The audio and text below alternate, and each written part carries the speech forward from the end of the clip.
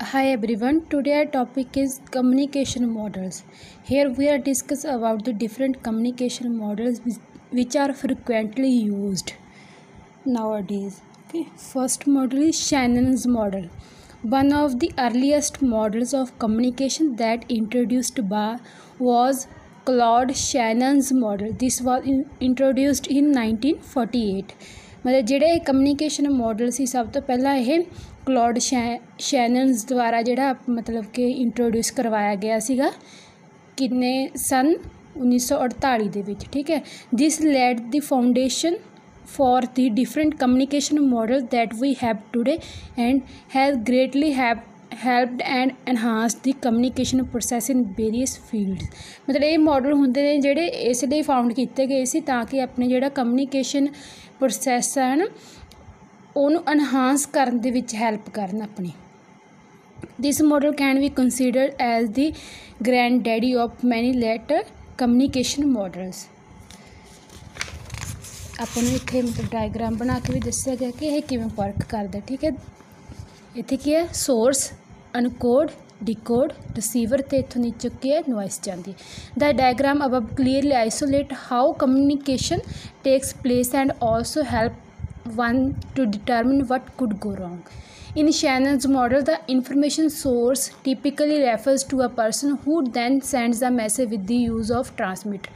ਮਤਲਬ ਇਹਦੇ ਵਿੱਚ ਕੀ ਹੁੰਦਾ ਕਿ ਇਨਫੋਰਮੇਸ਼ਨ ਹੈ ਜਿਹੜੀ ਉਹ ਕਾਹਦੇ ਦੁਆਰਾ ਕਿਸੇ ਪਰਸਨ ਦੁਆਰਾ ਸੋਰਸ ਨੂੰ ਦਿੱਤੀ ਜਾਂਦੀ, ਉਸ ਤੋਂ ਬਾਅਦ 'ਚ ਟਰਾਂਸਮੀਟਰ ਦੇ ਦੁਆਰਾ ਜਿਹੜੀ ਉਹ ਅੱਗੇ ਟਰਾਂਸਫਰ ਕੀਤੀ ਜਾਂਦਾ ਮੈਸੇਜ। ਠੀਕ ਹੈ, this transmitter could be any instrument today, ਮਤਲਬ ਕੋਈ ਵੀ ਇੰਸਟਰੂਮੈਂਟ ਹੋ ਸਕਦਾ ਜਿਹੜਾ ਟਰਾਂਸਮੀਟਰ ਹੈ, from phone to computer and other device, ਜੈਸੇ phone to computer to computer information ਆਪਾਂ ਟਰਾਂਸਫਰ ਕਰਦੇ ਨਾ। Signals that are sent and received can be vary depending on the method of the communication। ਜਿਹੜੇ ਇਹਦੇ ਵਿੱਚ ਮਤਲਬ ਕਿ ਮੈਸੇਜ ਕੋਈ ਸੈਂਡ ਕਰਦੇ ਆ ਜਾਂ ਰਿਸੀਵ ਕਰਦੇ ਆ ਉਹ ਵੈਰੀ ਕਰਦੇ ਰਹਿੰਦੇ ਨੇ, ਜਿਹੜੇ ਕਾਹਦੇ 'ਤੇ ਡਿਪੈਂਡ ਹੁੰਦੇ ਨੇ ਕਿ ਕਮਿਊਨੀਕੇਸ਼ਨ ਦੇ ਮੈਥਡ 'ਤੇ ਵੀ, ਮੈਥਡ ਕਿਹੜਾ ਯੂਜ਼ ਕਰ ਰਹੇ ਆਪਾਂ।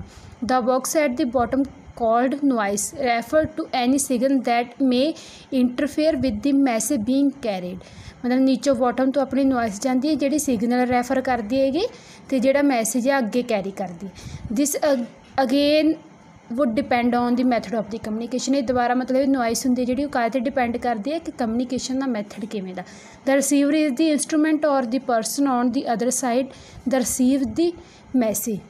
ਅਤੇ ਅੱਗੇ ਕੀ ਹੁੰਦਾ ਆਪਣਾ ਰਿਸੀਵਰ ਹੁੰਦਾ ਜਿਹੜਾ ਮੈਸੇਜ ਰਿਸੀਵ ਕਰਦੇ। ਅਤੇ ਇਹ ਮੋਡਲ ਬਹੁਤ ਜ਼ਿਆਦਾ ਮਤਲਬ ਕਿ ਈਜ਼ੀ ਹੈ ਅਤੇ ਸਿੰਪਲ ਹੈਗਾ, ਆਪਾਂ ਇਹਨੂੰ ਈਜ਼ਲੀ ਜਿਹੜਾ ਉਹ ਅੰਡਰਸਟੈਂਡ ਕਰ ਸਕਦੇ ਹਾਂ, ਇਹਦੀ ਵਰਕਿੰਗ ਬਹੁਤ ਜ਼ਿਆਦਾ ਈਜ਼ੀ ਹੈਗੀ। ਸੈਕਿੰਡ ਮੋਡਲ ਆਪਣਾ ਕਿਹੜਾ ਵਰਲੋਜ਼ ਮੋਡਲ। ਇਹ ਵੀ ਮਤਲਬ ਅਲੱਗ ਤੋਂ ਇੱਕ ਕਮਿਊਨੀਕੇਸ਼ਨ ਮੋਡਲ ਹੈਗਾ ਜਿਹਦੇ ਵਿੱਚ ਉੱਦਾਂ ਹੀ ਆ ਜਿਹੜਾ ਮੈਸੇਜ ਹੈ ਜਿਹੜਾ ਉਹ ਸੈਂਡ ਕੀਤਾ ਜਾਂਦਾ, ਉਦੋਂ ਬਾਅਦ 'ਚ ਰਿਸੀਵਰ ਦੇ ਦੁਆਰਾ ਰਿਸੀਵ ਕੀਤਾ ਜਾਂਦਾ। ਠੀਕ ਹੈ, ਇਹਦੇ ਵਿੱਚ ਮਤਲਬ ਕਿ ਸਟਰੈਸ ਪ੍ਰੋਡਿਊਸ ਕਰਦਾ ਦੋਨਾਂ ਦੇ ਵਿੱਚ, ਕਿਹਦੇ ਵਿੱਚ ਸੋਰਸ ਅਤੇ ਰਿਸੀਵਰ ਦੇ ਵਿੱਚ।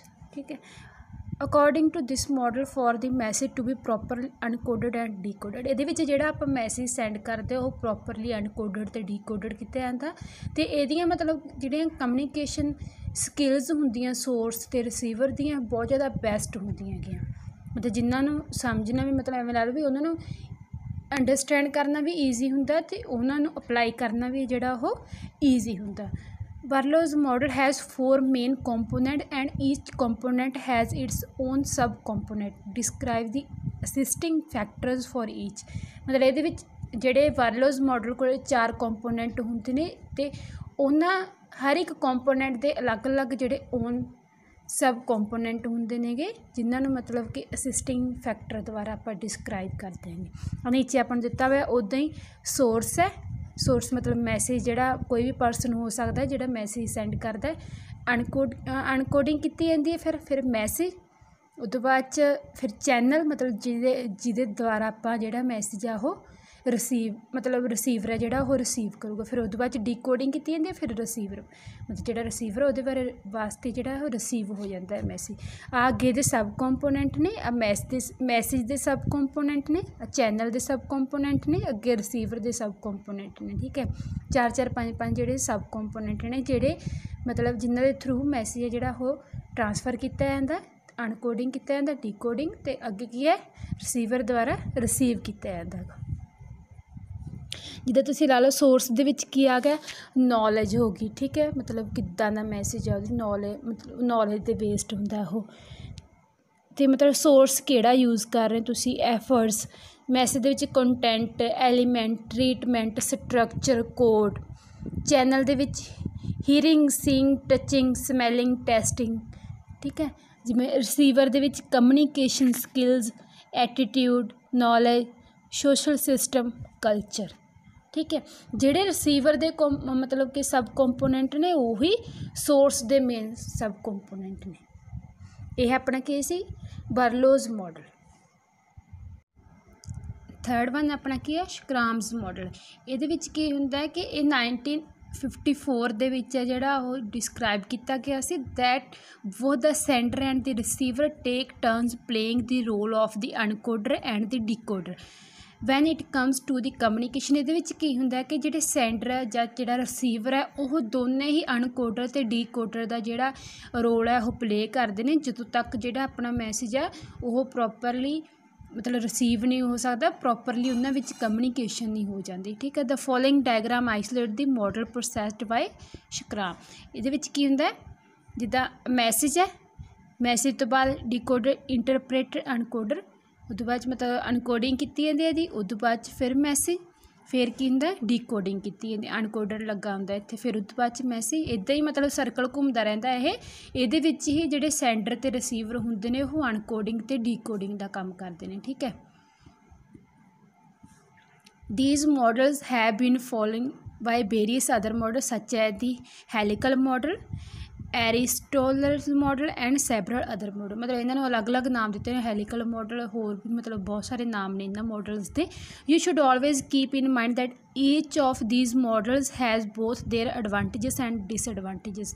ਮਤਲਬ ਹਰੇਕ ਮਾਡਲ ਦੇ ਜਿਹੜੀਆਂ ਮਤਲਬ ਐਡਵਾਂਟੇਜਸ ਵੀ ਹੁੰਦੀਆਂ ਨੇ, ਡਿਸਐਡਵਾਂਟੇਜਸ ਵੀ ਹੁੰਦੀਆਂ ਨੇ, ਕਿਉਂਕਿ ਜਿਹਦੇ ਕੋਈ ਵੀ ਚੀਜ਼ ਲਾ ਲਓ, ਜੇ ਉਹਦੇ ਫਾਇਦੇ ਨੇ ਤਾਂ ਉਹਦੇ ਨੁਕਸਾਨ ਵੀ ਹੋਣਗੇ, ਠੀਕ ਹੈ। ਉੱਦਾਂ ਇਹਨਾਂ ਮਾਡਲਸ ਦੇ ਵਿੱਚ ਹੈ, ਜੇ ਇਹਨਾਂ ਦੇ ਫਾਇਦੇ ਨੇ ਤਾਂ ਇਹਨਾਂ ਦੇ ਨੁਕਸਾਨ ਵੀ ਨੇ। While some communication model try to break down the whole process in order to make it easier to understand.